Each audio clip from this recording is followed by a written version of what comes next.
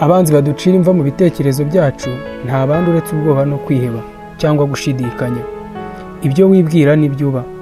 Hari igihe umuntu ahora yumva ko atabishoboye, ko adafite ubushobozi bwo gutsinda ibimugoye, ariko burya igihombo gikomeye si ugutsindwa, ahubwo ni ukwanga kugerageza. Urugero, hari umusore wari umuhanga mu gushushanya, ariko ntiyabyemeraga.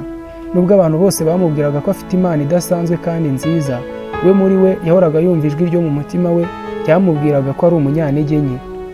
Umunsi umwe umwarimu yamuhaye amahirwe yo kwiga mu ishuri rikomeye ry'ubugeni, ariko umusore we yaribwiye ati ninjya yose nzabishobora, ninjya yose nibazanseka. Akumva afite ubwoba no gushidikanya cyane ko ntaho yari yarabyize, kandi akumva ko agiye kwigana n'abahanga ndetse n'ababyize muri bo.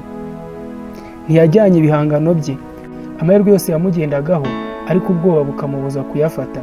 Imyaka yarashize, inshuti ze zitangira kwamamara, asigara yicuza. Ushobora kubikora niba wizeye ko wabikora. Aya magambo aroroshye, ariko afite imbaraga zidasanzwe. Aho umuntu wese ubutumwa bw'uko intsinzi itangirira mu mutima.